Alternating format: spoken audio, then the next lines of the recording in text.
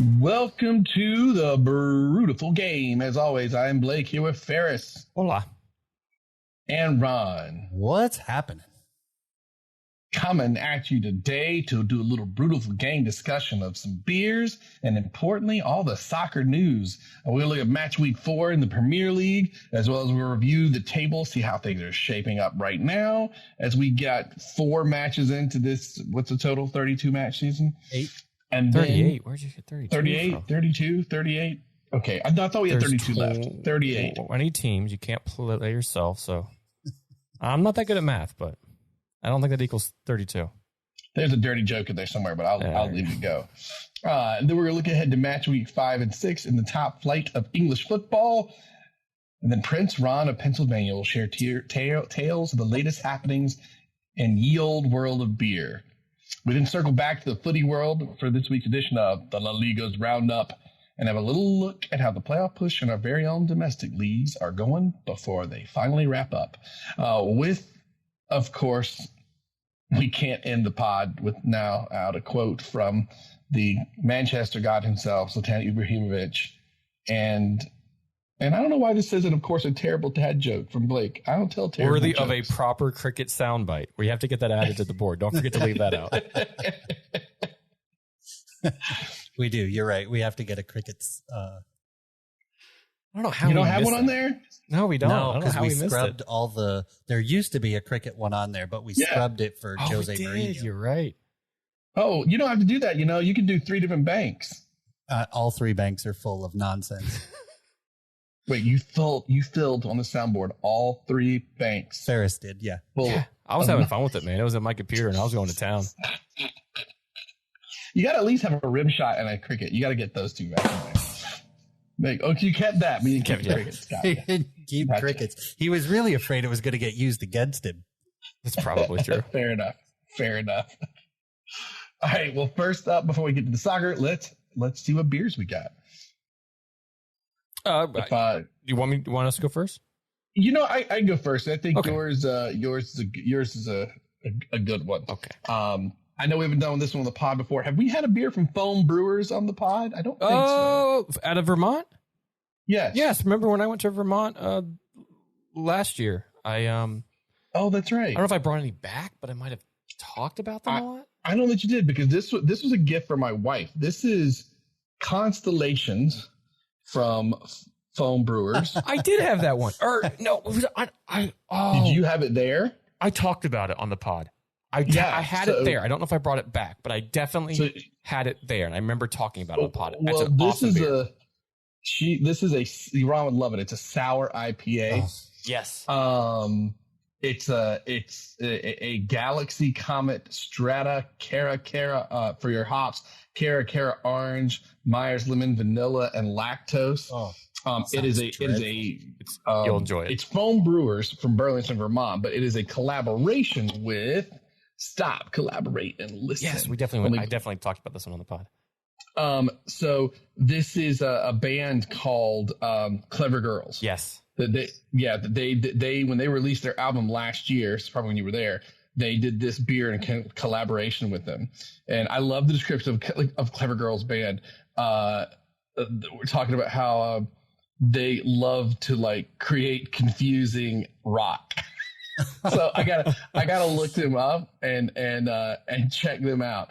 But the description here: on the palate, Constellation transitions into flavors which transport us mimosa-filled beach days with a subtle hint of lemon. Lemon and orange notes glide into flavors reminding us of meringue pie and freshly peeled citrus rind. We find this beer to possess a gentle tartness leaning into citrus fruit-forward notes. 7% ABV and ready for the spring weather in Burlington. I'm doing this a little late. We can't wait for you to try this one. So I love the description. I had this memory that we had discussed this brewery at some point, but I didn't think we'd have this beer. It was the one where I was in Vermont. I flew into Delaware or something, had to drive over for a gig, and had the night free before. And hit up a few breweries, and that was the last one that was within walking distance of my hotel. It had like a psychedelic roof on it and the bar, and that was the first beer that I tried, and I had quite a bit after that. I was down in that beer, and I had a nice walk back in the brisk cold that night. I can't wait because I ended up closing that brewery awesome. down. Yeah, that's a fantastic beer. Perfect. What y'all got? We have an equally awesome and fantastic beer that when we picked it up, because we're like, Ron and I are like, hey, we've had enough Canadian beers, enough Tennessee beers. We just got to get something else for this something different, just something else. And I didn't bring any back from North Carolina because it just time didn't really work out to where I could stop and grab and bring back and keep cold and yada yada yada. So when we grabbed it, we're like, oh, we've had this on the pod before. No, we haven't had it. No, because it's a very well known beer, especially in the Central Florida, Tampa, pretty much all of Florida knows this beer just because of the name alone. And that name is ZFG, which stands for Zero Fucks Given. And also Zero IBU Pale Ale with Citra, Mosaic, and Muteca hops from Hidden Springs Ale Works out of Tampa, Florida. And it has that awesome... it's like weird wallpaper almost. Yeah, they make a really good Hefeweizen. They do. And we might have had that one on, but maybe. We went through and we're like, we've had to have this on the pod before. I thought we did, but we couldn't. We went back into the archives and couldn't find it. Yeah, so we have two beers that we questioned whether or not we had actually done them completely separately because we have separate histories with the brewery in general. Yeah, that's great. So funny. But this beer, I mean, I've had before, Ron, and you've had, like, I'm pretty sure we've all had before, but it's so good. It is one of their flagships. It is one of a few of their flagships. They also have flagships called Bear Lasers, a West Coast style IPA, Orange Crush, an American wheat beer with wildflower honey, Riot Juice, which I don't think I've actually had, but their first ever sour ale ever brewed at Hidden Springs, and that's hard to find because I don't remember seeing that can a whole lot. And then obviously ZFG is as pale and as hazy as a day is long, and it stands for zero bitterness. But when you actually, I'm gonna say it again, just so Ron has to have the bleak. Zero given. Thank you. You're welcome.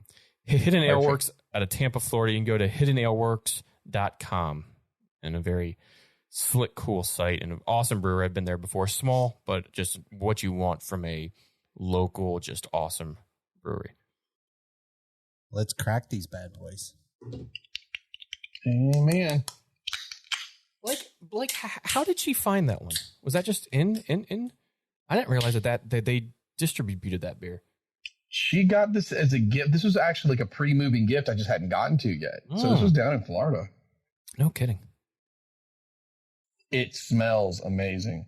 I haven't had many sour IPAs. That's because they're terrible. I don't know, man. This smells like heaven. Ooh. Ooh, it smells good. Good pour on this one. Oh, yes, indeed. That's some good head retention, Ron. Why, thank you for noticing. All right, gents. Cheers. Cilantro. Cheers. Here's a zero. Couldn't even let me enjoy the beer. Ferris, that's one of the best beers I've had. That's good. That's good stuff, man. I told you, I got Holy cow! I don't remember the number that I had that night, but I remember they turned on the lights at the end of the night, and that was time to go home. This is quite tasty. Since it's not really peeling you up with hops, it's a little on the sweeter side, and it's got a real a very clean mouthfeel and a very kind of lacy head on it. It's quite good. This is definitely. It's weird to say it's definitely sour, but it's not as prevalent as a lot of sours are. That's almost because the bittered hops are playing against it. And it's like they kind of fight each other and mellow that out a bit. Yes. And I hope it's a style that more breweries start to do, because it's a very, very interesting. And for those that love hops, but don't want that upfront punch in the face or, in the teeth hop that just kind of peel everything back, that just mellows it out. And even if you're not a sour fan, like our dear Prince of Pennsylvania, Ron, I just don't know where I thought that I don't know. From? I just thought about it today and I was like, I gotta think of something smart ass. But the one I think I talked about it on the last pod from Wooden Robot in Charlotte. That was the only beer that we had there real quick when we stopped by, was this IPA sour that just had English black tea and bergamot, and it was so tasty, so refreshing, and so just good. doesn't. And the same thing with that. As soon as you showed me that can, I was like, oh, that was definitely the beer. And that was, I remember I didn't try anything else at the brewery because that was the first one that I tried because it was so unique. And I just like, you know what, just keep those coming because that was great. You got to ask Kara because she's the one, like, she goes, hey, you didn't have this one I brought you yet. So we'll have to figure out where she got it. Good call from her, though. That's great. I did not know that they did it. Distributed all the way down here, unless I brought cans down, which I might have. Unless you brought cans and somehow one ended up in my fridge and she bought a whole collection of things. We thought that was one. That could have been it, actually. I wouldn't have had one, so you wouldn't have given any to me. No, and that's right because I know I've got some of my it's a trap sour that you gave me. That's Admiral Akbar. You know what? Maybe I did bring that down because I don't. No, I didn't. I don't remember. Anyways. We would have done it in the pod, right? I don't know. You We would have lost our thought minds. so. I don't remember. Who the hell cares? It's beer. Let's talk soccer. Guys, after 2020, time meant nothing. Ain't that the truth? Oh, and by the way, this ZFF is only 5.5%. ZFG? ZFG, sorry. ZFG is only 5.5%, so it is just tasty and smooth. It's quite good. You can really taste the Citra and Mosaic hops in it.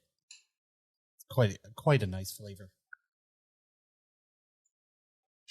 From the beer, let's move on to some soccer. Match week 4 in the Premier League. So we're going to kind of roll down just real quick highlights, kind of going through a bunch of these because we have a kind of a ton to talk about. And plus looking ahead at this week's midweek games, which for us, we're recording Tuesday. So tomorrow starts those we're recording games on Monday. for week 4 going into week 5. Are we, is today not Tuesday? No, today Monday? Today's Monday, yeah, no. Again, it means nothing anymore. I'm moving to a house this weekend, so my brain is just full of like that logistics. I can't think of anything else right now.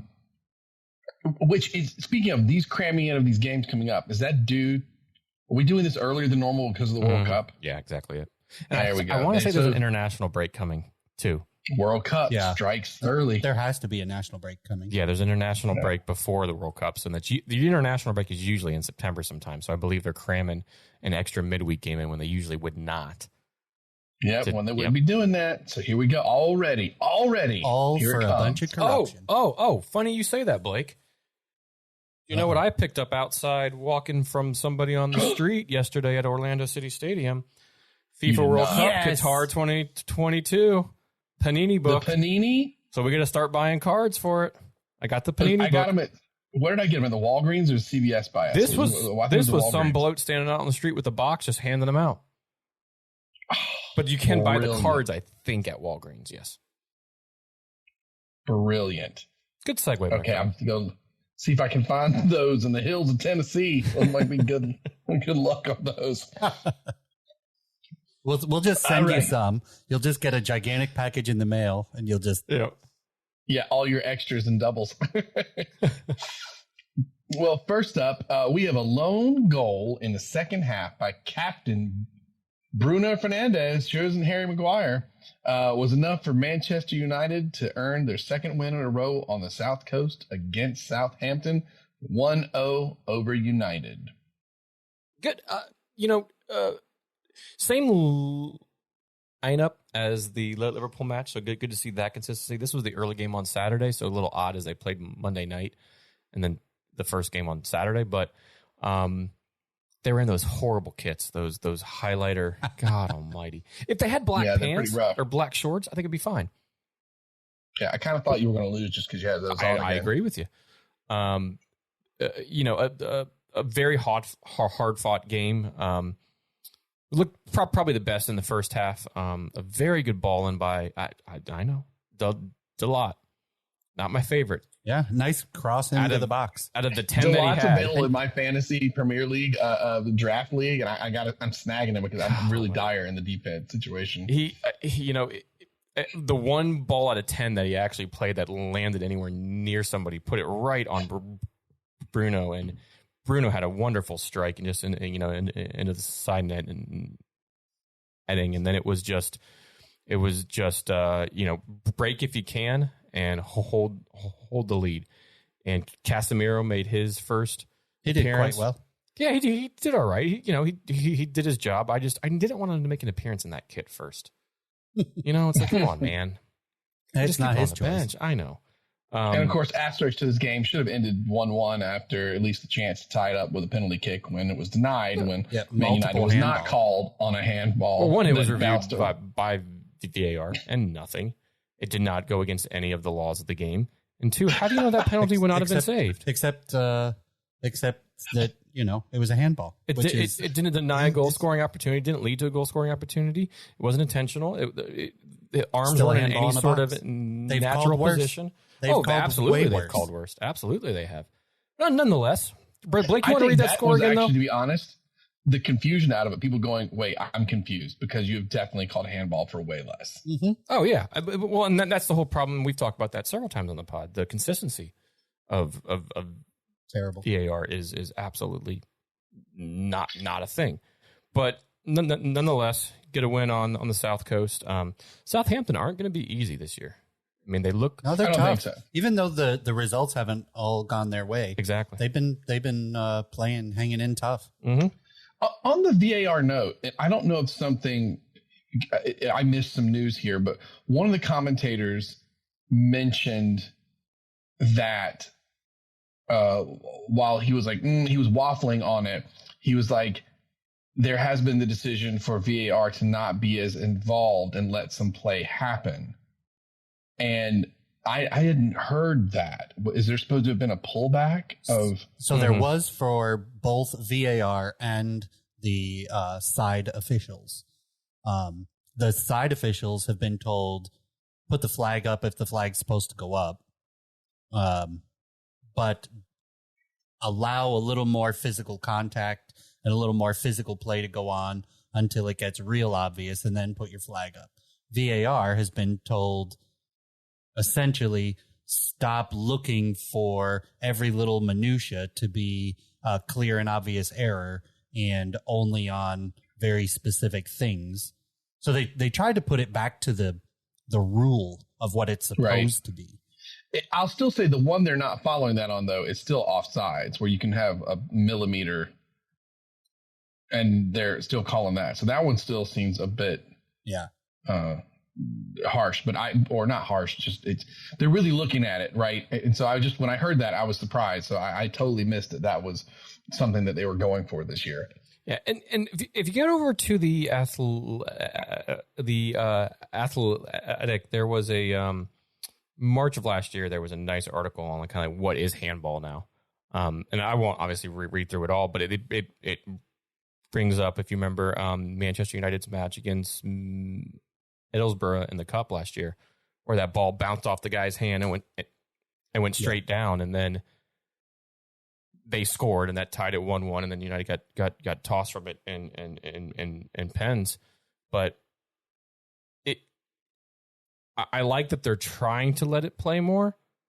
I think there's just so many, especially now with TV, you can rewind, you can slow down, you can zoom in, you can go from 10 different angles. You're going to see something that contradicts the other, but it may not contradict the whole thing.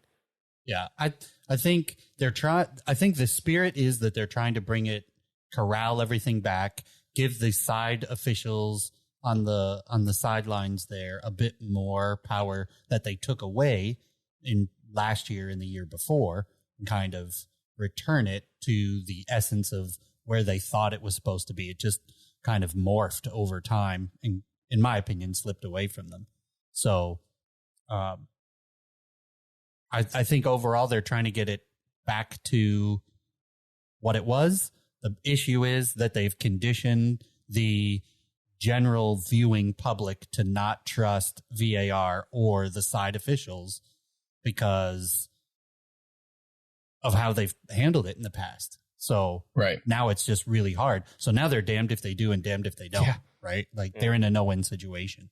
So they're just going to have to get a grasp on things and move on. This is where it should have started. They should have gone lighter into it. Instead, they went very harsh to start with. There you go. There's your VAR conversation for the day. Next up, Everton can't hold on to their early lead as Brentford finally broke through in the 84th minute to earn a 1-1 draw. Good job, Bees. Frankie Lampard like times. They do. Frankie Lampard or Steven Gerrard? Who gets fired first? Fair question. Ooh. Or we'll get to him here in a bit, but the Barrage. I think he's got a little bit more time. Just because they can't afford to pay him off and hire somebody else. I was going to say, they're in such a financial situation. You're absolutely right, Ferris. They can't afford to let him go and pay off the contract. Well, I'll get to that when we get to Leicester. Everton scored early, and Alan Gordon, or something with an A and a Gordon, who Chelsea may or may not be going in for, scored a lovely goal. But it was so early on that I think we had in our group text, like, there's no way they can hold that the entire time. Yeah. And sure enough, they didn't. And Brentford threw everything at them, and they hit the post like 3 or 4 times, and they finally got one in late. But, it's a good result still on the road as a draw. But still. I just don't see Everton. I mean, it would have to be the story of another manager coming in and some weird bounce skates them through. But right now, Louis van Gaal's army. Man, they're so dire. But we've got a couple others, as Ron mentioned, to talk about as well. Could you just imagine a world where no newly promoted team gets relegated? Instead, it's West Ham, Everton, and Leicester. That's possible. It certainly feels that way. Because those are the 3 that are in the bottom right now. Yeah. Woo! Just it's wild. It's wild down the bottom, y'all. The name of your sex tape. Next up, Brighton Leeds have a good run as they return them back to reality. Brighton ends Leeds' good run as they return them back to reality with a 1-0 win over the Whites at the American Express Community Stadium. 1-0 Brighton. That was a good match to watch. Leeds, true to their hearts, played their version of the game. And really, I thought they did well against Brighton. They just had kind of a, unlucky break on that goal, which was really, really nice. Well, the problem is you've got like a Leeds that's you got like a solid 10th to 8th place kind of competitive Leeds that's playing a top 4 team right now. Mm-hmm. And I ain't joking. Right now, Brighton looks so serious in their push right now. They're going to be a problem. Yeah. I think the entire season for clubs. Oh, absolutely. This is the kind of team that the World Cup could totally change fortunes for. Yes. In a good way. Mm-hmm. Possible. Yeah, absolutely. Where other players are missing from other teams and these guys manage to push through and get some points that may not have gotten either right before or coming out of the World Cup. Absolutely. And, I think, Ron, you alluded to something, and I'll read a portion that I wrote about this game prior to the game. But I said, but nonetheless, this should be an intriguing matchup just solely based on their contrasting styles of play and form up to this point. Hard work is the only common denominator between the two. And with chess players like Marsh on one side and then Potter on the other, this would be full with a lot of back and forth and both playing their styles and just going at each other. But then the kind of gift that I added was of what's his name from Jurassic Park? Goldblum? Yes. Playing in the park in like Jurassic Park 3 or 4 or 700. And, he's playing chess, and the gift is him just moving a king and saying, checkmate. And that's what this match kind of felt like. And that's that 1-0 match of them just playing their contrasting styles and going back and forth. And that's exactly what occurred. And you get a feisty 1-0 win out of Brighton. Didn't they get the NBC primetime slot? They did. They did because of the American contingent. They were just gaining so much traction. Yeah, they pushed. So awesome. They pushed Man City, Chelsea, and United. And Liverpool off of it, I think. Yeah, they pushed them all to make sure. No, because United was a 7:31. Oh, you're right. So it would have either been Man City and Liverpool that they pushed, which I think they had one of those two teams up. Speaking of Liverpool. It was Man City that was up to be in the spot at first. Was it? Yeah, okay. It was not Liverpool because they were playing Bournemouth. Although we'll get to that in a minute too. Speaking of Chelsea, though, even with a man down, Chelsea earned a 2-1 win over dire Leicester City. Over dire Leicester City curiosity of a Raheem Sterling brace. And it autocorrected. I was like, I don't know that I understand what that word. Just bleep that out, Ron. You can edit this out, right? Even with a man down, Chelsea earned a 2-1 over dire Leicester City, courtesy of a Raheem Sterling brace. His first 2 for the club in the league. 2-1 Chelsea. Fantastic writing, Ferris. I didn't notice a thing.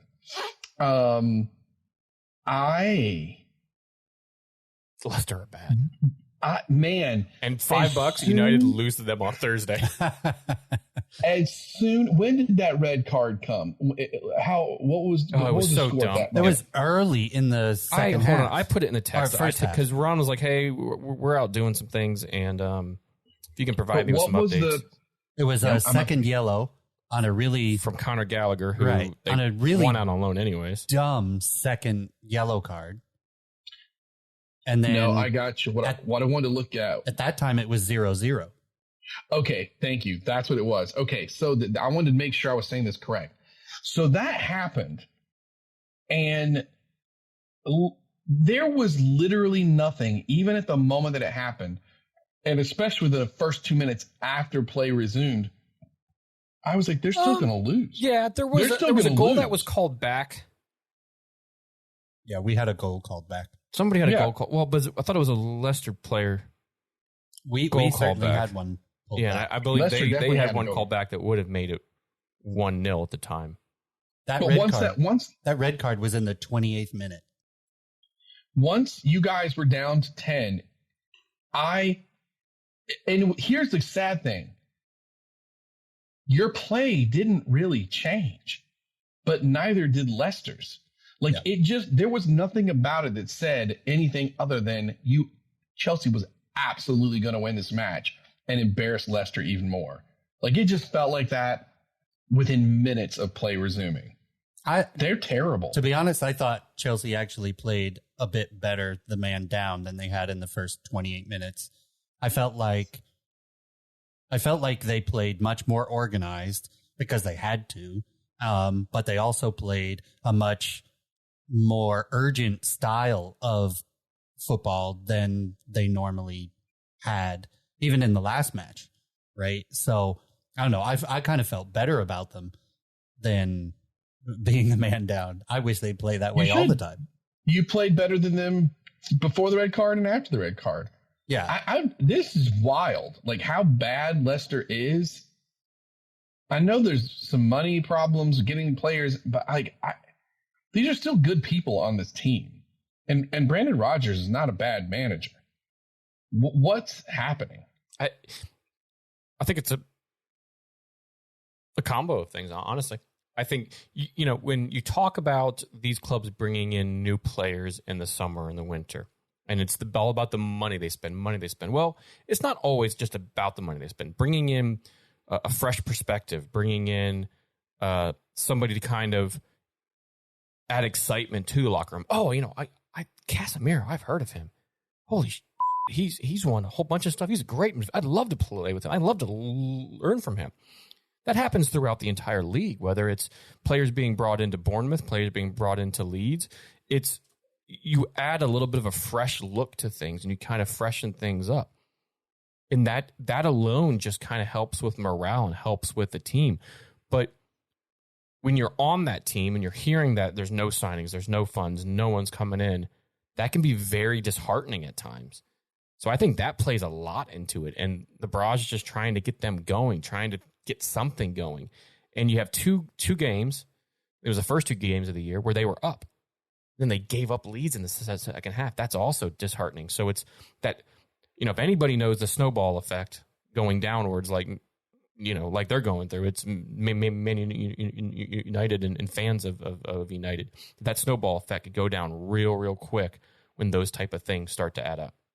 So real quick, just so that everybody's up on it, I think Braj is going to get the pass for a while because Leicester City revealed the true extent of their financial crisis in a letter sent to creditors and shareholders a couple of weeks back that said basically how the Troubled Foxes revealed they had to go into administration with debts totaling 74 million pounds, and they're expecting that once the forensics accountants really dive deep into the club, it's going to be a figure that's much higher than 74 million pounds.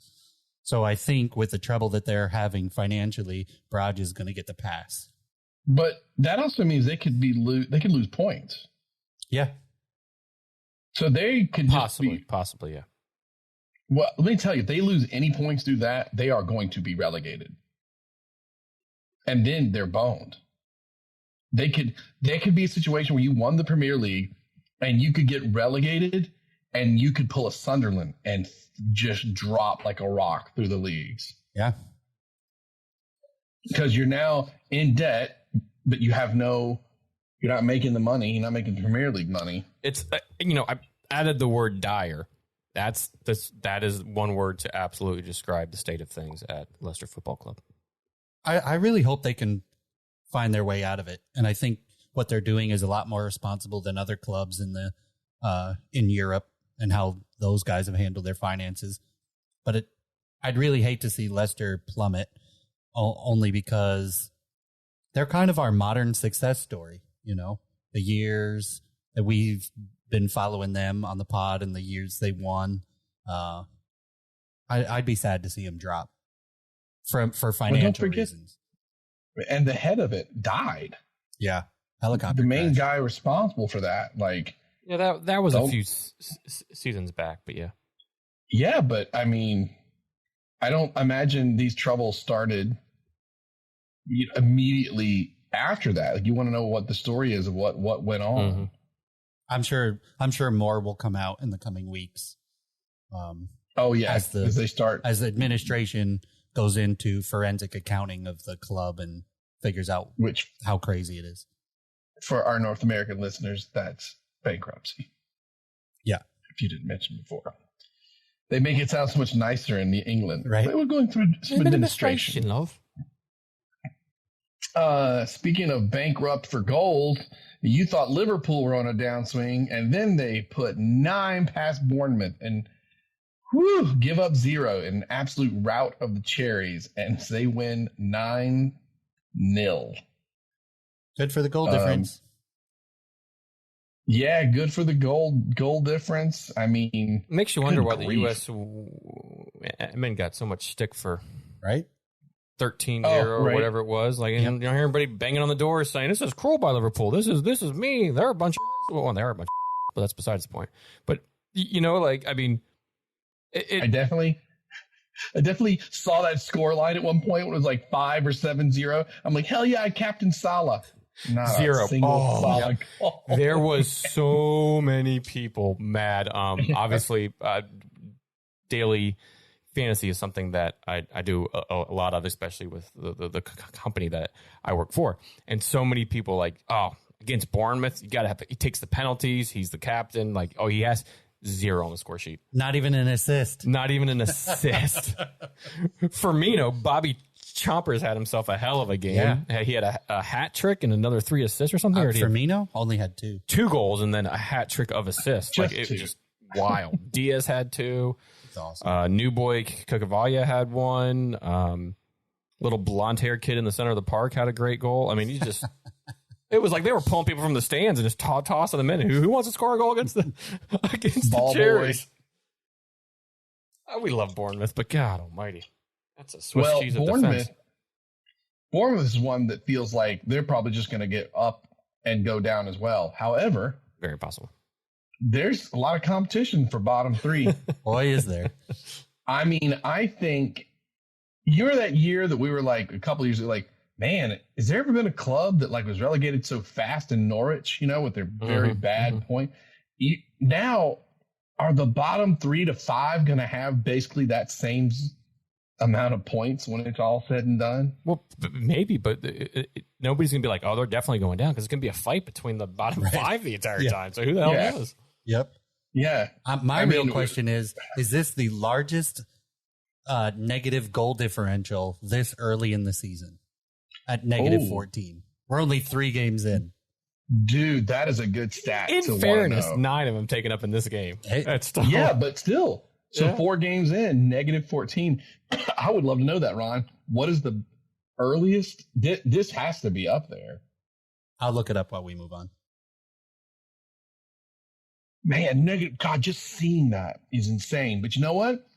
Bournemouth still got more points than Everton, the Wolves, or Leicester. So, I mean, who cares that Leicester's got -4 when they still only have 1 point? We finally don't have any clubs with 0 points. All right, moving along. After giving up a rather quick 2 goals to Crystal Palace at the Etihad, Manchester City roar back in the second half to put 4 past the visitors, which include a 19-minute hat trick by none other than Erling Haaland.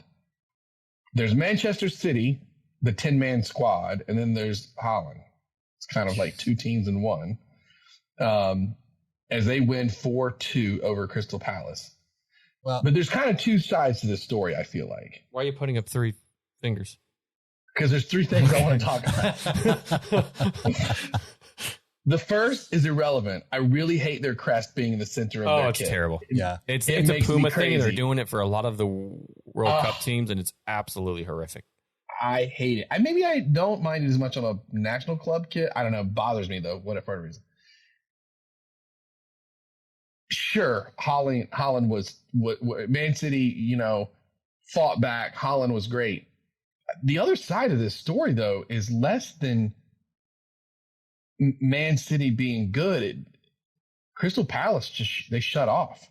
Yeah, they weirdly were electric, and then they just stopped. Well, it's a 2-goal lead. Two goal lead is the worst lead to have in the sport, because you then go, oh, now we're cruising. Now we're good. Now we don't need to score anymore. Have them score some. And the next thing you know, 1 goes in. Hey, we're still good. We're all right. 2 goes in. Oh, we're now tied. Now we got to start the play again. By that point, it's too late to get the things. Now going. You're in quicksand. Exactly. Yeah. And Haaland's just a mutant of a goal scorer. Yes, he is. I believe he's winning the Golden Boot right now. I mean, he's going to win it by a lot. The other story that we're not talking about in this match is not about the match itself. It is about the amazingly awkward substitution of Haaland when he comes off the field and Pep gives him a hug. It is the most awkward. At his nipples? Like yeah.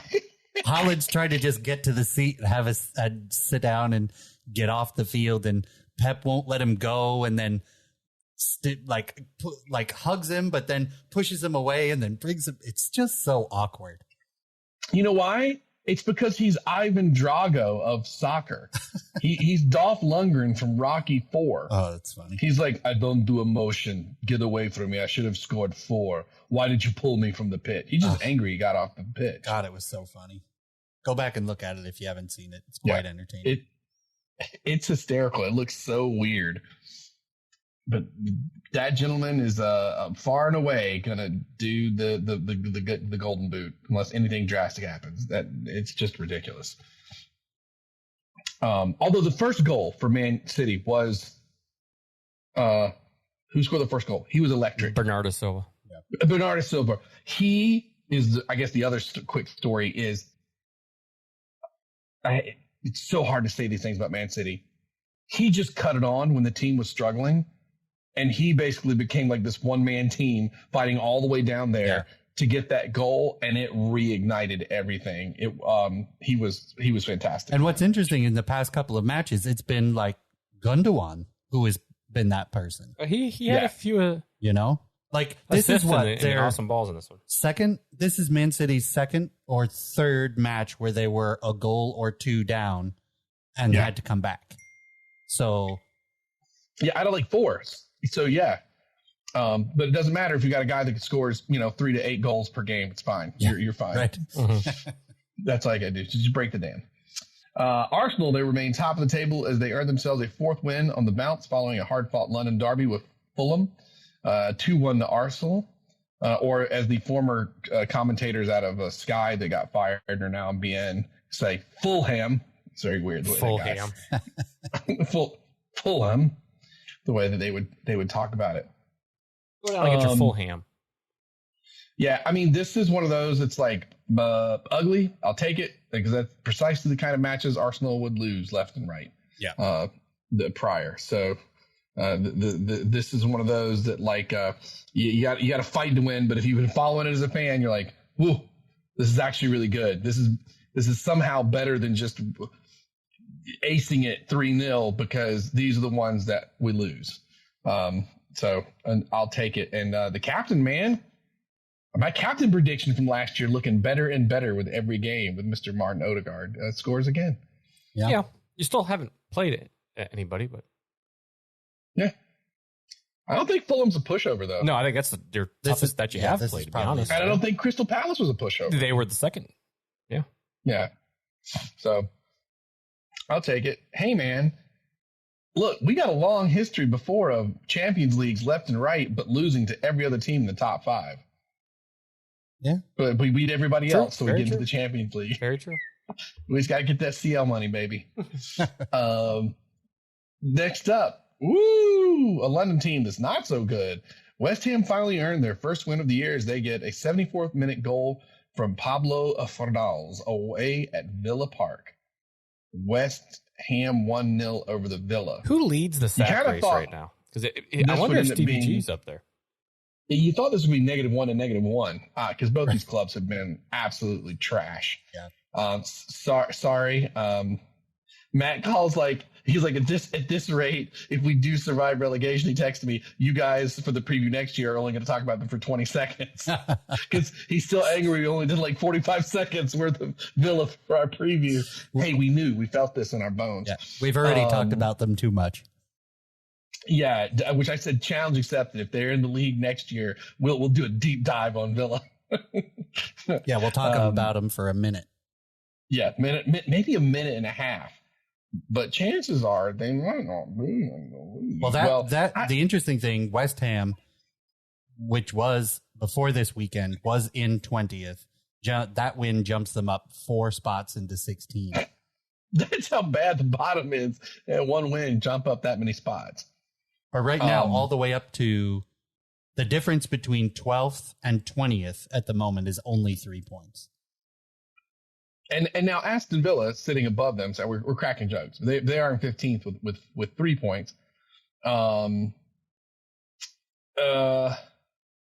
think the thing with Aston Villa is the reason I feel like Stevie G is in that hot seat is and Matt actually mentioned there's so much money spent by Villa. And not getting a production out of it, that I don't think that bodes well for him. Frank Lampard, we were talking about them earlier. I mean, if they just keep losing, he's gone. But it's not like they spent a ton of money. I don't know what that situation is. But Villa threw down to get some players, and it's not going very well right now. We'll see how that goes. But again. Just imagine a world where Leicester, West Ham, and Everton are the 3 that get relegated. See, Matt, I didn't say Villa in that. I tried. I held out for you. It could happen. Spurs. The Bournemouth, the Cherries. I love the Cherries. You might survive because everyone else sucks. Right. You win a couple of games or draw a couple of games, and that could save you. Well, that's why they're up to 17th because they've actually won a game, and the bottom 3 haven't. Yeah, that's true. They're the only team in the bottom 3 that actually won. Well, no, they're in the bottom 4 because they're not in that bottom. Oh, yes, you're right. Whereas everyone else, I think, for the most part, was all draws.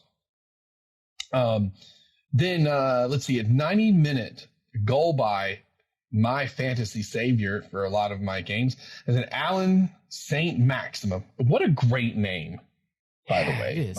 And he really fits his name. Like, he just looks awesome. He just looks like he'd destroy you out there. They earned the Magpies a 1-1 draw against the Wolves. This was an interesting match to watch, honestly. The Wolves. Okay, so we've been sitting here trashing Everton. We've been trashing Leicester, West Ham, and Villa. The Wolves are in 19th, but they feel like they're better than that, right? In this match, yes. They have a better squad of players, a little bit more organized than some of these other teams, so it gives you a better feeling. The results just haven't been there. They also, they haven't had really any. They haven't had any pressure from their front few, right? With, I don't know if Jimenez is out or not, but with Jimenez and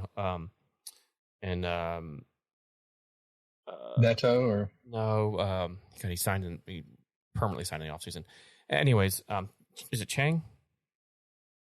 What am I thinking of? I can't think of it. But they're just not getting any of that forward attacking and pushing other teams back four. So they're relying on a lot of their midfield savant and their wing play and their wing back play to kind of generate anything. And the goals haven't been there, and that's evident as right now they're a -2. And they've only scored 2, and then obviously have let in 4. They need to let Neves. They need to let Neves snipe from outside the box because that guy's got a wicked. Absolutely. But they had some good runs at the goal. They had. So that you feel like if they have that one signing of a poacher or something, it'd be a very different story because I feel like they got a lot of pieces in there. I do not think they're going to be sitting in this relegation zone for long. I think too, the more they play, they'll pick up. They seem to have some promise. You look at them and go, they can do something. You look at Leicester and Everton, that's not at all what I see right now. Agreed. And then lastly, final Harry Kane brace against Nottingham. Doesn't he know he's not supposed to score in August? Despite best efforts from their goalkeeper, Dean Henderson, earned Tottenham their 3rd win in this young season. 2-0 Spurs. He saved a penalty against Kane in this game, and yet Kane still scores 2. Yeah. Is it the talk around Spurs came out of this game is it's weird. People don't really know what to make of Spurs just yet, right? They seem dominating in a match, and then they have to really play against Nottingham to win this game. It's a little bit more methodical, a little bit more organized from them, a little bit more calculated. They don't panic as much, so they're a little bit more just hard-earned wins. The other thing that feels weird is Son hasn't scored a goal yet this year. Yeah. You're used to him scoring, and usually when those two are scoring together, they kind of eat up a lot of the headlines because what's the best pairing and yada yada yada, and they just tend to be everywhere. But with Son not really doing much, and he was actually subbed off in this game. Didn't look too happy. Obviously, didn't cause a scene or anything. But Tottenham are just quietly going about their business so far. In a way, they're not. They got a 1-0 draw or 1-0 win last week against Wolves, and then this 2-0 on the road to Nottingham, where for a bit there it looked like Nottingham might actually tie it up, and they just didn't. Yeah. Well, we'll just have to see if they can continue this track record. Tricky Trees going to continue to be tricky. I feel good about them. I think they can survive this season. Yeah, currently they're in 14th. 4 points, negative 3 goal differential. Speaking of Ferris, you want to run down our current standings real quick? Sure, man. Your top 4 consist of Arsenal. Say it again. Week 4, Arsenal, number 1. Manchester City, number 2. Tottenham, number 3. And Brighton, number 4. It rounds out your top 4. Then you have Leeds, Chelsea, Newcastle. Look at Manchester United all the way up there again in 8th. Liverpool in 9th. And Brentford in 10th. Then 11 through 17, you have Fulham, Crystal Palace, Southampton, Nottingham Forest, Aston Villa, West Ham, and Bournemouth. And then that bottom 3 that we've been talking about. Everton in 18th, Wolverhampton Wanderers in 19th, and Leicester City in 20th. Exciting. Man, the Leicester one does make me sad, though. I don't like seeing that. Yeah. Still early. Still very, very early. We got a lot to go. It's match week. It's match week, or it was match week 4. 4 games played. Right. Now we're going to get through 2 match weeks in the course of, or 3 match weeks in the course of 7 days here. Yeah. Yep. Thank you, World Cup. It's like the festive fixtures come early. Exactly. Yes. But this feels so packed right now. And again, and this is where, we might start to see things shaking up. Last year, like the season literally came down to the wire. These little crunches that happen early on, it's going to be interesting to see what this means later in the season. Of course, I say that, will people drop points? And then I'm like, oh, poor Nottingham's got to play Man City on this crunch. Probably not. Probably not in their case. But so we've got, for match week 5, some of the games to look out for. We've got Leeds at home to Everton.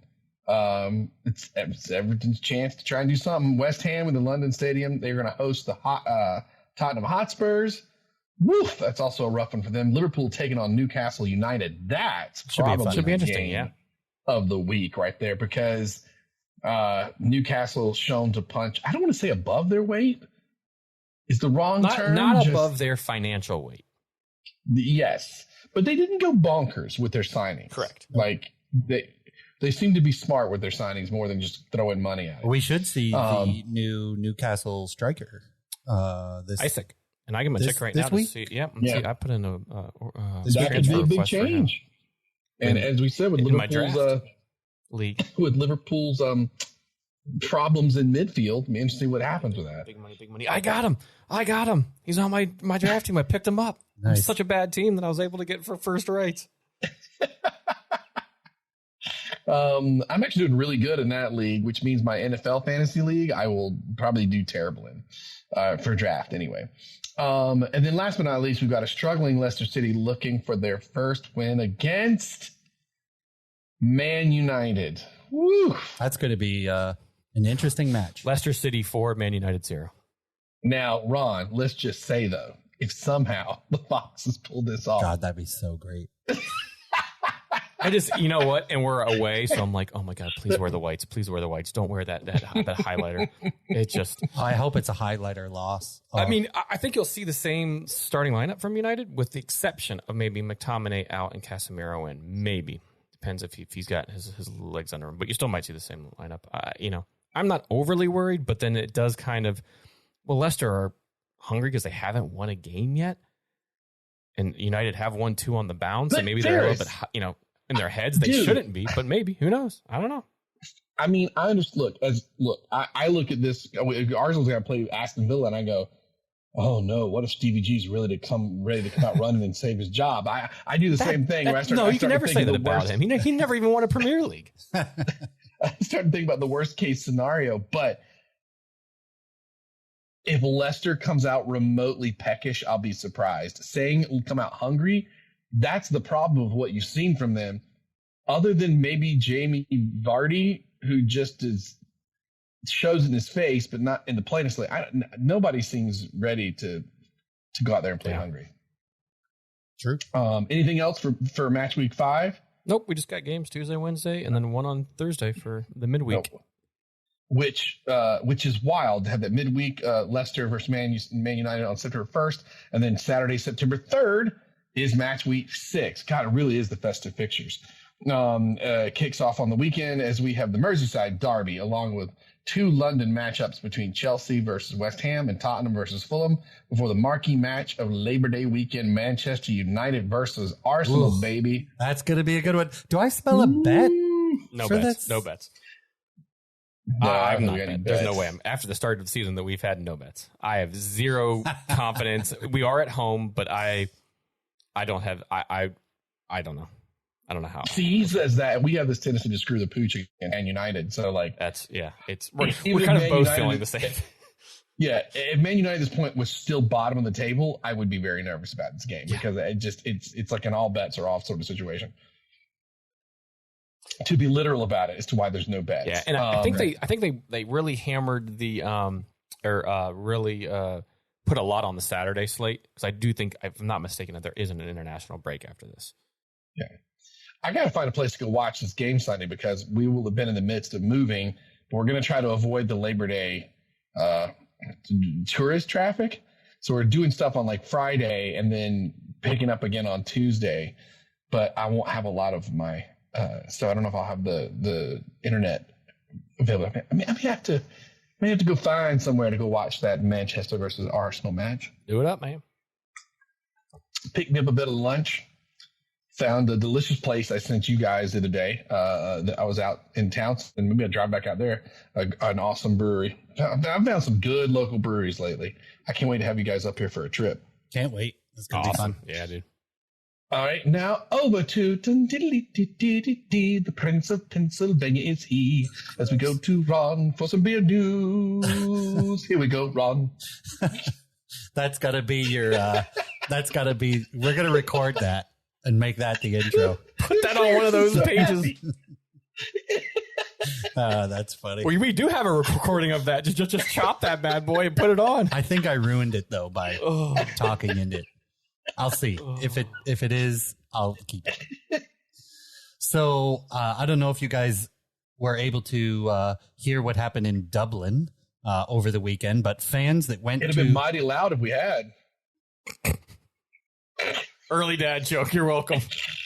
That actually got me, Blake. Yeah, thank you. So fans that went to the Aer Lingus Football Classic in Dublin on Saturday the 27th, this past Saturday, were treated to an American football game between Nebraska and Northwestern at the Aviva Stadium. Fans were also treated to free food and beer due to a cell and internet outage in the area. So the food and beverage staff made the call to give everything away for free instead of having the backlash of no concessions. Nebraska pulls off a second half comeback to beat Northwestern 28-17.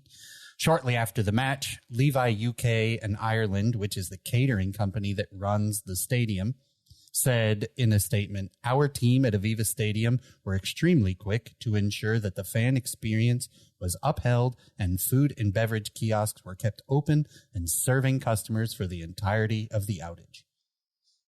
So somebody had the brass balls to go, "This is Ireland. We're still drinking." And kept everything open, gave it all away for free. Is it brass balls or just good logic? I mean, it's both. I love that you said, fans were treated. I'm like, were they fans of Nebraska? Or were they just like, what the heck's going over here, Seamus? I don't know, but let's go in and see what the heck's happening. I don't know with their hands. Well, it's an annual event. 2 different teams every time, right? But yeah, but still, like Nebraska. I'm trying to imagine. There's one Irish dude. You know what? I would have loved if somebody walked around that stadium beforehand and been like, "Can you point Nebraska out to me on a U.S. map?" Right. And seen how many drunk Irish guys would have been like, okay, guys, how do we get that job? Right. We go around when American football plays in the UK and Ireland, and we interview people just like that. Hell, half of America can't point to where Nebraska's out on a map. There's no way that I'm over in Dublin will be able to. I mean, you're not wrong there, right? Oh, God. When they have those games where they're like, put these 4 states in order because they're touching and no one can ever do it. Oh, man. Well, it was a good time to be in Dublin watching American football live because you got a whole bunch of free beers. This is always a good time to be in Dublin. Yeah. It's a shite Bodweiser that's doing it, but here we go. Yeah, probably. I'm sure they weren't giving Guinness away for free. When this is done, I'm going to have to share with you guys I was looking for something different, but stumbled across this YouTube video of somebody saying this is the most Irish news story ever. And it's literally somebody videoing their own TV screen, and it's worth it. As these 2 guys go out on a boat in Ireland and they get pissed drunk, they get pulled over and they're like, "You've been drinking." And the reporter's like, to which, whatever. One guy says, "No, it weren't. Those were just fancy international water bottles that are fizzy and have screw tops on." It's like every lie they use, and then they show the footage of one of them, 2 dudes, buck naked, holding his junk, talking to the cops as they're like, and then Seamus, sorry, everybody in Ireland's named Seamus today for my bits, but they're like, as Seamus, as he was being rode in, whipped off all of his clothes to go, those coppers won't be shooting me thinking I got any sorts of weapons on me. But let's get on the dock. I will send you guys. It's so great. It's a slow burn, but it's wonderful. God bless Ireland. That's the land of Ferris's people. It's brilliant. Well, like 30% of my people now, because I'm not like, well, it's actually less than that. Ancestry.com has me all screwed up. Like, I just know I'm from the Isles, like England, somewhere over there, Scotland, Wales, Ireland. There, that's British like Isles. That's like 70% of me right there. Or they drink beers and they watch football. Damn right. So, all right, Ferris. The only other interesting beer news is the Brewers Association here in the U.S. for small and independent craft brewers conducted their 2022 Harris poll, which looks at the craft beer consumer data from the last year. Puts it all together and gives you a whole bunch of stats so that you can, if you're a brewer, you can start playing to trends or try and discover new trends. You can figure out, age ranges for your, for all the people that come to your brewery, chart your money, all that kind of stuff. That poll, all that data dropped earlier this week. And so on the next pod, I'll be giving you guys a rundown of all of the Harris poll data so that you have an idea of what's going on in the world of beer here in the good old US of A. That's awesome. That's awesome. Can't wait for that. And that's all the beer news that's fit to print. Ding, ding, ding, dee, dee, dee, dee. There it is with he, the Prince of Pennsylvania. Beer news with Sir Ron. Oh, God. Love it. You just write the headlines and Blake delivers them in song and dance fashion. Oh, it's beautiful. Shall we move to some La Liga's roundup and look at the champions? Oh, we do. I'm so excited about a new Champions League match night.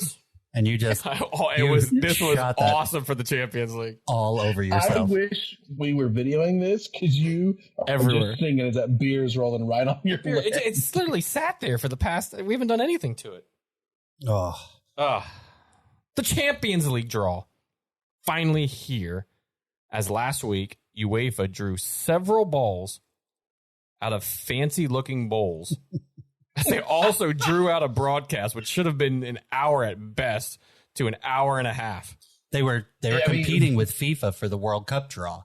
Oh, I was going to say they were competing with the NFL draft night. Like, jeez, Louise. Expand it into a multi. Let's get everybody up on a suit, and they still have. Like Europe is still fixed on having like those mics that are so thin that run right around like they're just so fixed on that, and they make it look so prominent on TV. Like, look, we have these fancy wireless mics that go right around. I don't know. Anyways, the draw. Group A. Watch, you're making fun of them, but they're probably like the best mics in the world or something. There's no need that thing needs to be an hour and a half. Just come on, get the damn balls out of the bowl. Let's go. Come on. We don't need songs. Nobody cares. We don't need speeches from other players. We just want to see who's playing each other. That's it. Right. Let's go. Just move on. Group A. You have Ajax, Liverpool, Napoli, Rangers. Pretty good group. Group B. Porto, Atletico Madrid, Bayern Leverkusen, and Club Brugge. Group C. Here we go, boys.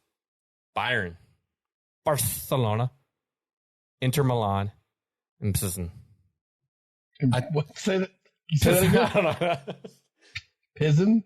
Does it look like, though? I think it's just you were so confident with each one. That is like Bayern. I think that's the GOD out of all of this. Yeah, that might be the group of death. Yeah, I think you're right. Group D, Frankfurt. You're asking, like, why did I had somebody, a friend of the pub, boys, go, how does the 11th ranked club last year in Germany make the Champions League. The Europa League. Mm-hmm. It has its perks. Yep. So there's Frankfurt playing against Tottenham Sporting Marseille. Tottenham fans are like, hell yeah, man. We haven't been here in a while. And look who we got in our group. Yeah, I think Frankfurt's the hard one for Tottenham in that one. Maybe Marseille. Yeah. Maybe Marseille, yeah. Group E consists of Milan, Inter Milan, Chelsea. That's AC. Oh, sorry, AC. You're right. The graphic was too small in my. So Chelsea, Salzburg, and Dynamo Zagreb. Group F: Real Madrid, Leipzig, Shakhtar Donetsk, and Celtic. That'll be a fun group to watch. I think Real Madrid will probably have a good stroll through that group. Likewise, in the next group, Man City, Sevilla, Dortmund, and Copenhagen. And then finally, Group H. PSG, Juve, Benfica, and Mafia. PSG. Also a pretty good group. In Group F, G, and H, Real Madrid, Man City, and Paris Saint-Germain, respectively, should have a relatively easy time getting through that group. But there are some tasty matchups in each. You know, you mentioned Paris. Yeah, man. Paris and Man City. Well, Angel Di Maria for Juventus will be going back to Paris to play with his old mates at PSG, right? You also have Erling Haaland in a group squaring off against his old club of many, many years in Borussia Dortmund. And then over in Group C, you got the old Lewandowski meeting up with his former Bayern teammates as Barca take on Bayern. Yeah, definitely some great matchups in all these groups. It's going to be a fun Champions League. Who you guys calling it? You got anybody you're calling it? Oh, we calling it now? Feel good? Anybody you feel good about? I think I said it on our preview pod. I think Man City do it this year. I think Haaland's that key. I guess the safe bet's to say Real Madrid because they just seem to always do it. No Casemiro, though. Yeah. What do you think, Ron? The wonder triplets of Real Madrid not being around. I don't know. That's a hard one. I really don't think Man City. I think Pep is cursed. So I do too. I don't think that's going to happen. I think it's more like Bayern, even without Lewandowski. You know, I think that Pizen team has a Pizen's got a chance. Now, I will say, despite some of their problems in the midfield, Liverpool might be able to make a better run here, confident than they might in the Premier League. You say that, but their group's harder than first thought. Now, I agree, dude. That's not an easy. And hey, by the way, shout out to the Rangers for being in this. Oh yeah, the Walker, Texas Rangers. The way they got in, yeah. Oh, jeez. No, yeah, good for them. I mean, they're in it. Their club's a little depleted because some transfers have moved on. But nonetheless, they'll be a tough ask, especially when you go away there to Glasgow. Napoli playing very, very well in Italy right now. That's going to be tough. And then Ajax. Yes, they have been pillaged of Martinez, and if reports are true, Antony is on his way to Manchester United for a fee of $100 million. They're pillaged of two very big players, but they still have talent. They're still very well organized. They don't have their head coach there, obviously. That's a tough group. I think, Group G and A. Not G and A. C. C and A. Yeah. I think C is the group, the proverbial group of death, just with those three teams in there. And I think Bayern and Barca should go through, but who knows? I think, like I said, Tottenham have a group that they would have, you'd said, hey, you get this group before you go into this draw. They would have been like, hell yeah, man, sign me up. Real Madrid, for all intents and purposes, got a pretty easy group. Chelsea should be okay. Going away to Dynamo Zagreb is never easy, but they should be okay. AC Milan are still good. You still have, and even in that match, you have the lumbersexual going against his former club. No. Some interesting games all throughout. But let's talk about, like, this is very niche. But if you're in Scotland, and particularly Glasgow, the fact that Rangers and Celtic are both in this Champions League together is wild. Absolutely. And I suppose there is a world where if they manage to survive, they can play each other. It's probably safer. Only in the final, though, right? No, they can play earlier than that, but it's not the round of 16. It's the round after that they can play. If you have never been around Glasgow when these clubs are at it, it's probably safer for all the population if they do not meet. In the Champions League. I don't even know what the stat would be if they've ever met in the Champions League. Ferris, I mean, Ron can attest, but like when I went over to Scotland, like I had friends from Glasgow that I was going to meet, and they were like, hey, when you come over, don't wear anything green or blue. And I'm like, oh no, I just got, and they like literally grabbed me by the shoulder, looked me square in the face, and are like, hey, it doesn't matter what your shirt or clothes actually say, are, or do. You cannot wear anything green or blue when you come to this city because we are scared you'll walk into the wrong spot and you'll never get to say, I'm American and I have no idea what you're up to before you are in a bloody pool in a gutter somewhere. I was like, oh, and they were so serious. I was like, okay. When they first, I was like, oh, haha, yeah, because they're like, no. You will die. Just absolute it gets very, very violent very quick. 2007 was the last time Celtic and the Rangers played each other in Champions League. Oh, you know what's weird, Ron? They're called the Celtics. Oh, sorry, yeah. Which doesn't make sense because we know that Larry Bird never played for them. And Irish but they call them the Celts. Yeah, they call them the Celts there. And so I don't understand why the club is called the Celt. I've never understood that. Because why aren't the Celtic instead of the Celt? And a lot of you at home are probably wondering, well, how did both of them get in? Scottish League's that doesn't have that much of like a coefficient to get in. Well, you're correct. They don't. Celtic got in because they were first in the league last year. Rangers got in via the playoffs to get in and beat PSV. They were tied 2-2 at the end of the first leg and then won 1-0 in the second leg play just a few weeks back on August 24th, actually. And it was a goal in the 80th minute by them to secure their place into the next round. So, yeah. Their story getting in. Yeah. Their story getting in this year is awesome. Like, it's really good. And because also they've struggled, right? I mean, did they go into administration not that long ago? They did, but then TBG is the one that won it with them. Right. And then pissed off to Villa the next year. Celtic then won it. And I don't know if we mentioned this, but also if you just look at their rivalry throughout the years, it's pretty much can also boil down to the Catholics versus the Protestants and that whole. That is the Celtics Rangers thing. Religious fight. So it's a wild one.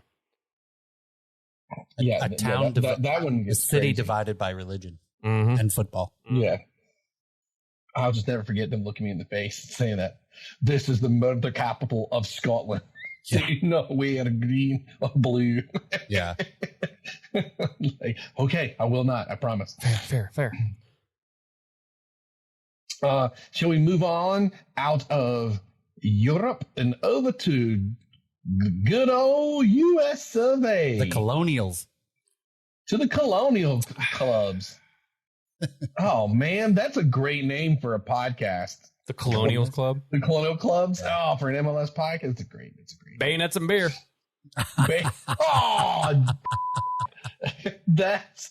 Oh, man. You're welcome, boys. I'm going to go home for the night. Well, I mean, that just might have to be some of our World Cup USA specials, bayonets and beer. That's cheers, Ferris. Cilantro, my friend. Well played, my friend. That was quite good. That was very good. And the old USA, man, it is heating up. A lot of playoffs, a lot of fun games this week. You know, they did the whole kind of English style this week where they had One actually had 2 games on Friday, and then a whole host of games on Saturday, and then only a few on Sunday. But those Friday games, you had Austin FC beating LAFC 4-1, which was pretty awesome considering LAFC had such a wicked strong start to the season, and they're currently sitting in first. And Austin FC's in second. Yeah. Austin also had an incredibly great start in the season. Yeah, I mean, it's first and second in the West.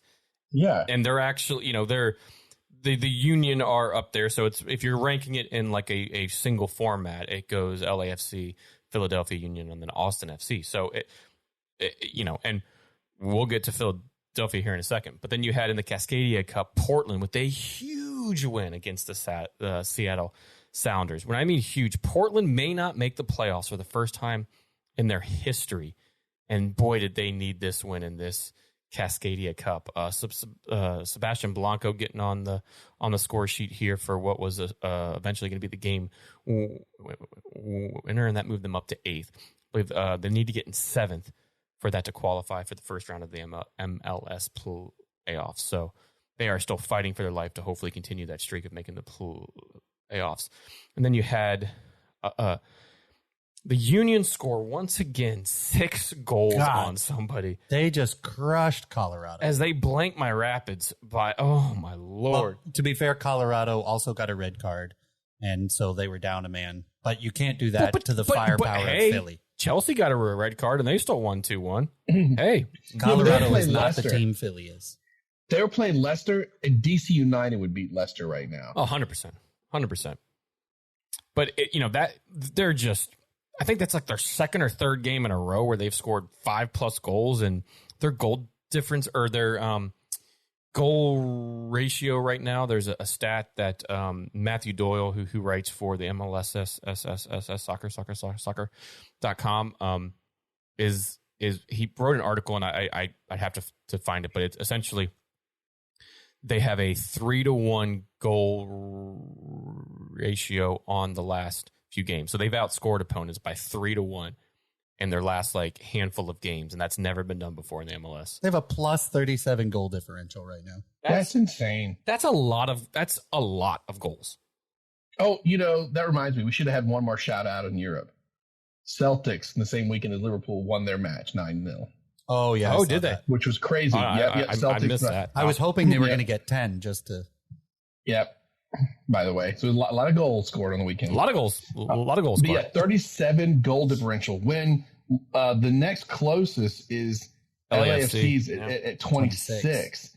But in the East, the next closest is NYCFC at 17. Which who lost your Orlando City, courtesy of Tesho Akindele, second week in a row, game winner off of that nice ball noggin of his. Oh.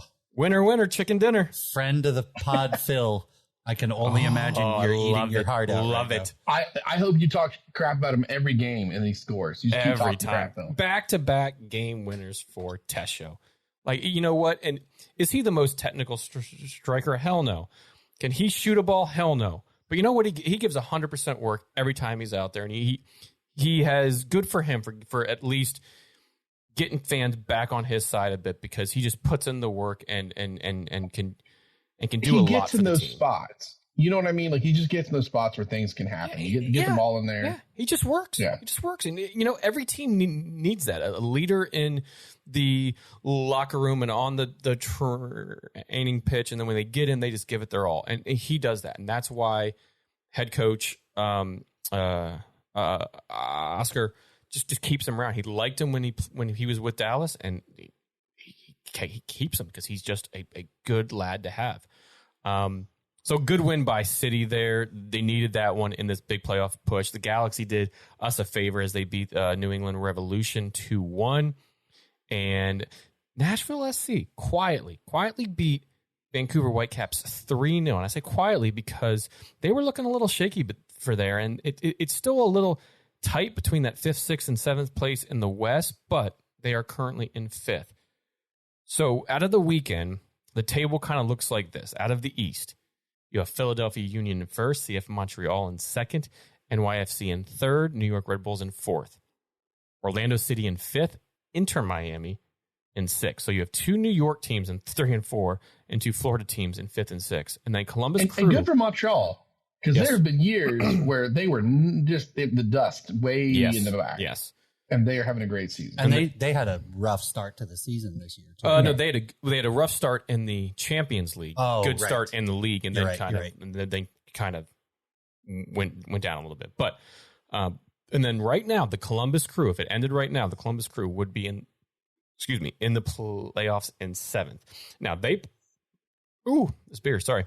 They played something called the Hellfire rivalry. Might have to look that up wrong, but that is a Ohio derby. Oh, the Hell is Real derby. A late equalizer, late, like 90 plus 6, made that 2-2 and helped to get that point for the Crew, and it currently has them in 7th with FC Cincinnati in 8th. So that 1 point made a big. Now, there's still a lot of games to be played, but we're getting down to that crunch time. New England Revolution are in 9th. Toronto FC working their way up there. Will they get in the playoffs? Off the back of the Italians. Probably not, but those Italians are doing really well for them right now. Insigne and Bernardeschi are scoring goals. They're assisting. They're all over the place. They're saying the hell with defense. Let's just attack. And right now, it's going well. They're on 33 points, also tied with Atlanta United FC, who got a win on the weekend, and a couple of Joseph Martinez goals. They're also on 33 points. Charlotte FC, who I saw last week, a good club. I love the fans there. It might not be their year this year, but I think they're building something good there. They're in 12th on 32 points. Chicago Fire on 30 points, and the worst club in MLS, DC United on 22 points. And that's your East standings. Now, over to the West. We have LAFC in first. Second in the overall table, if you were paying attention a little earlier in the pod, but first overall in the West. Austin FC, who just beat them 4-1, is in second. Will they have enough to get up there and get the shield from them, or to get a first in the West? Possibly. It's possible. It's looking pretty good. It is. With LAFC though, you think that they're gonna dial it in and kind of just say, nope, we're gonna keep this and we're gonna win the West. Hey, you guys remember Minnesota United FC? Yep. Inchy, baby. Our former manager. Yep, up there in third. FC Dallas in fourth. Nashville SC in fifth. Real Salt Lake in sixth. And that big win by LA Galaxy against New England Revolution, as a lot are calling the Bruce Arena Derby. That's great. Are currently in the playoffs. Playoff places 1 through 7. Portland Timbers right there on the cusp. Let's see if they can get back in, as we're just talking about. Vancouver Whitecaps in 9th. Seattle Sounders outside looking in right now. We have Seattle here on Wednesday in Orlando. Big games for both clubs. Yep. Big game. My Rapids in 11th with a -9 goal difference. Sporting KC in 12th. San Jose Earthquakes in 13th, and Houston Dynamo, who were on the back end of just getting beat once again. So do we think this next match week for the MLS can top the amount of red cards we had this past week? We had five red cards in matches. Do we actually have one called back for Orlando, which is rare? We had 2 VARs actually reversed in our favor, which is extremely rare. Urso's first goal for being offsides went to VAR, and we're on the crowd, VAR, and sure enough, he walks his happy over there, comes back and goes goal. Yeah, it's true. Usually it's always VAR into an offside. It's very rarely the other way around. Yeah, it was called on the field, but then reversed in real time. And then the red card by Carlos, not a red card, easy yellow card, but not a vicious with intent red card. So oddly enough, they got both of them right by going to VAR. Usually it kind of all works in reverse. So whatever. Crazy rain. I don't know if any of you guys watched that on FS1 last night. But it looked like it was snow, like the old school snow on a TV. I mean, like the black and white, like it absolutely looked like that like. Inside the stadium too. I think I put something on our story that was but it did that for like 15, 20 minutes straight, which the pitch is usually very well drained underneath. It drains quickly, but I've never seen puddles like that where a through ball be played and stop about halfway. Wow. Like you've never seen that in that stadium before. And you run where our seats are right there on the cusp. Yeah. So we had to move up like two rows. You know, as soon as that rain came, you just saw the stadium was like, if you turned on a light and all of the cockroaches went like scrambling. Yeah. That's what everybody was doing in the stadium, just scrambling up to shelter. Because that's the kind of weather that is like, nah, I'll just sit here. No. Nope. Even if you're already wet, this sucks. Yeah.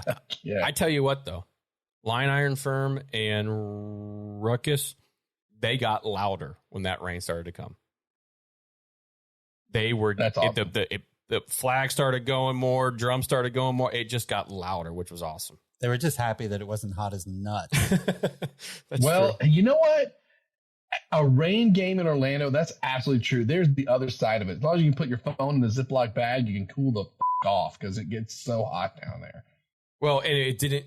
Thankfully, it was at night. It wasn't during the day. If it rained during the day like that, and then the sun came back out, it would have been a sauna. Yeah, we'd sweating terribly.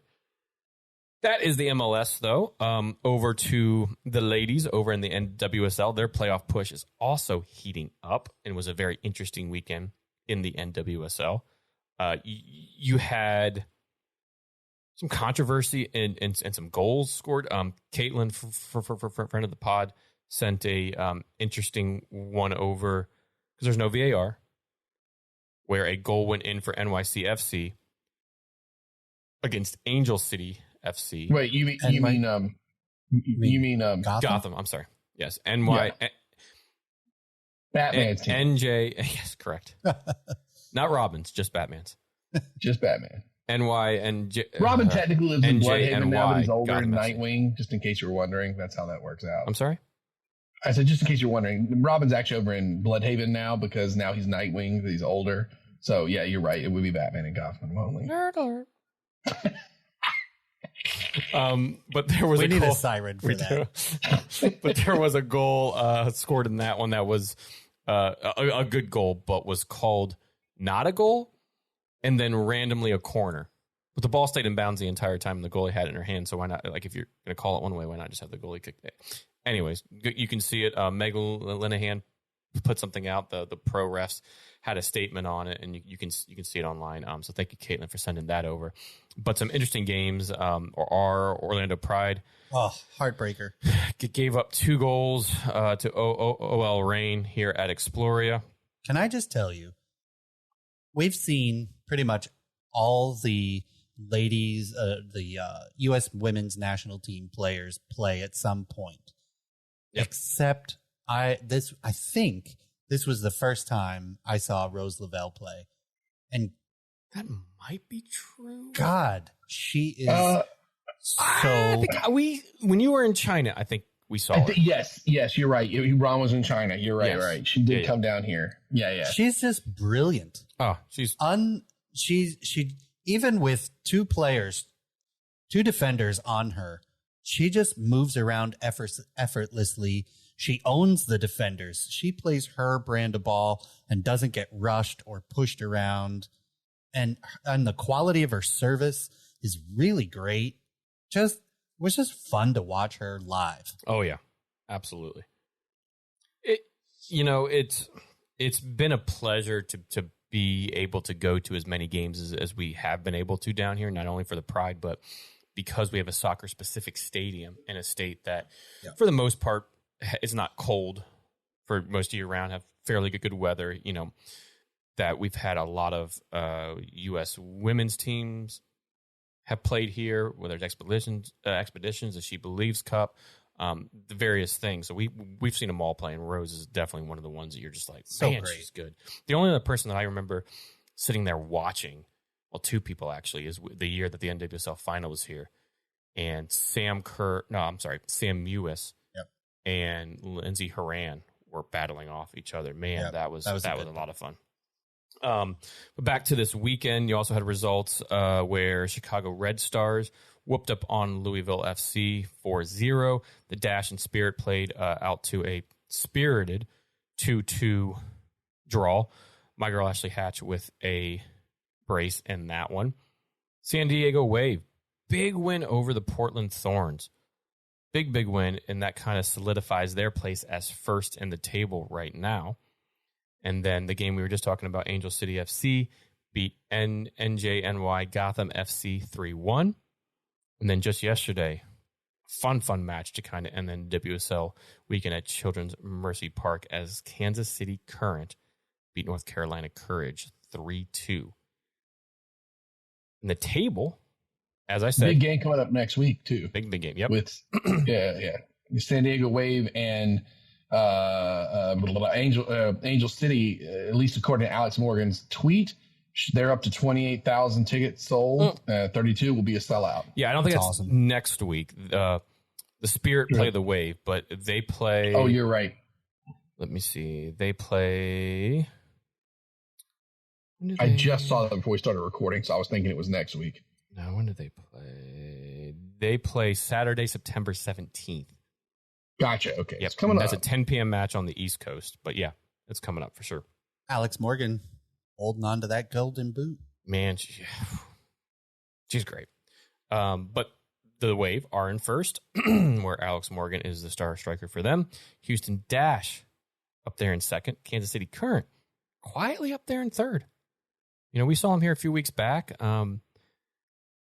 They're just haven't had Sam Ewis the entire year, but still putting out results, still playing very, very well, and find themselves in third. Portland Thorns, off the back of that loss on the weekend, find themselves in fourth, and OL Reign in fifth. Chicago Red Stars in sixth, Angel City FC in seventh, Orlando Pride in eighth. Those are your teams.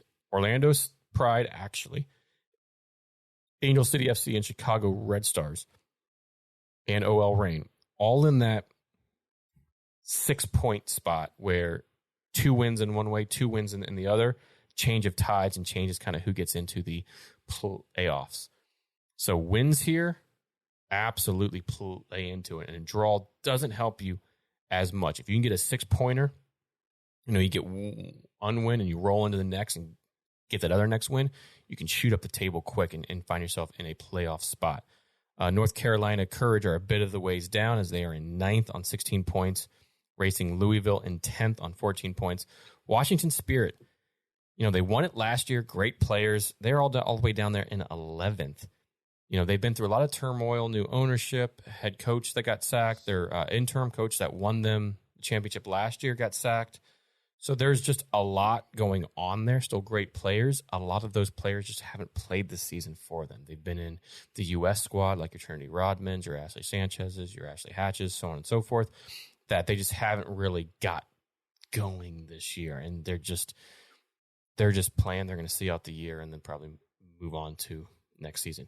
And then same kind of with Gotham FC. You know, I'd be lying if I said I wasn't happy that they're down there at the bottom.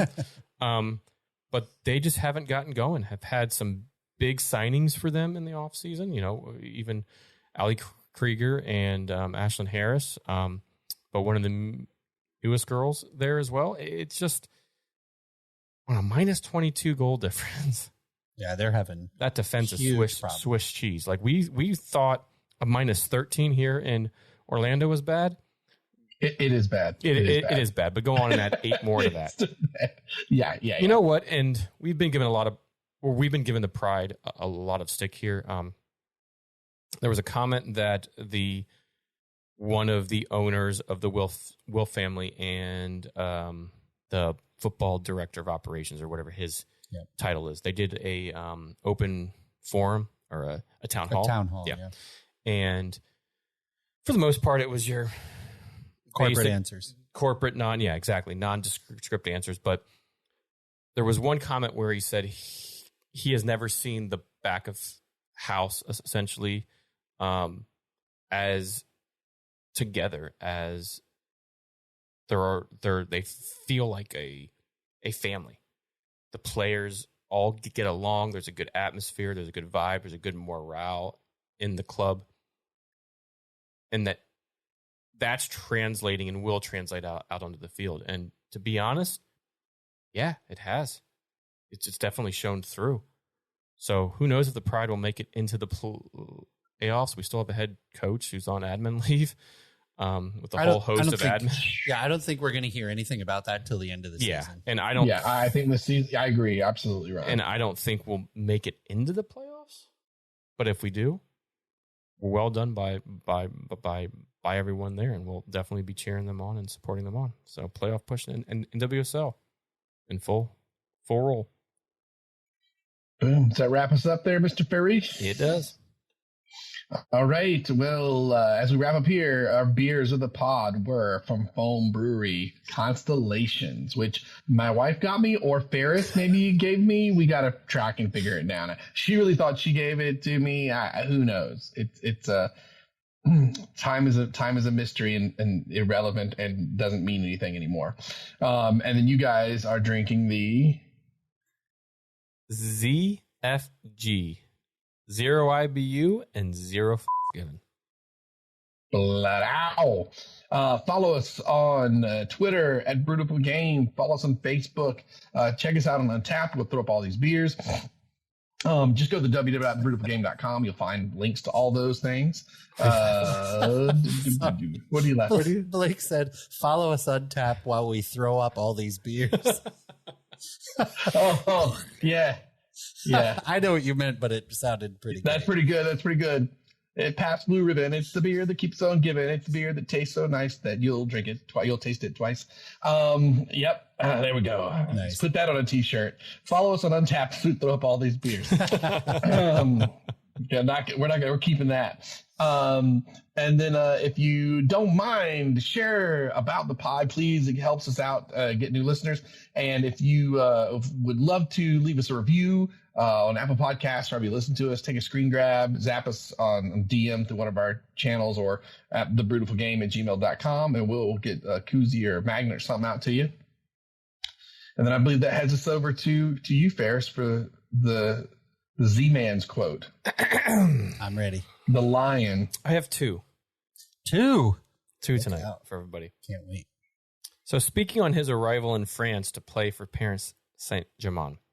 For new listeners, who's these quotes from? It is from Zlatan Ibrahimovic, a book called Zlatan Style, the funniest Zlatan Ibrahimovic quotes by Gordon Law. Awesome. Love it. So speaking when he arrived in France to play for PSG. It's true that I don't know much about the players in League One, but for sure they know who I am. He's not wrong either. Excellent. And then we'll end with this one. If I'd gone into Taekwondo, I'd probably have won several Olympic medals. Not short of confidence, that guy. It's awesome. He's like, whatever I put my mind to, I was going to win. You know what? You want a hat trick of quotes? I got you. Zlatan to the media ahead of Sweden's Euro 2016 opener against Ireland. I want to play on so that I can show that the legend can still deliver. Amazing. Have you cracked into the biography or the autobiography I got? No, not yet. I it's sitting there, and I want to. I have not had going up to North. I just haven't had. Oh, you don't have to make excuses, dude. I'm still halfway through the Wenger book that you got me, and that was almost a year ago. Yeah, for whatever reason, I'm like, I used to read books so fast. Well, what was going on then? Oh yeah, I was 17. Wait, did you just get crickets back? So I uploaded them during the. Is that crickets or birds? I uploaded the crickets during the pod, and I have them ready to play for your dad joke if it was a bomb, but I accidentally triggered them just now, like a good sound engineer.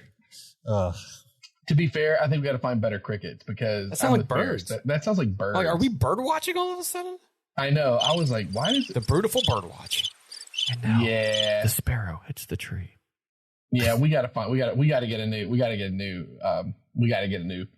I was going to say bird sound effect. Man, all the critiques, I had zero time to do it, and I managed to get it in. All the critiques. But you played it ahead of time. Gee, that's fair. That's totally fair. It's true. I only have one question to ask before we leave. What's the difference between black-eyed peas and chickpeas? Black-eyed peas sing you a song. Chickpeas hums a tune.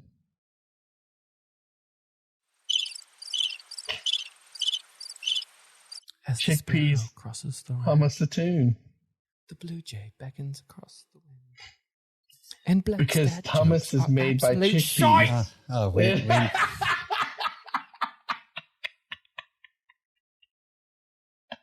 Perfect. Love the beer, cherish the game, the beautiful game. Cheers, gents.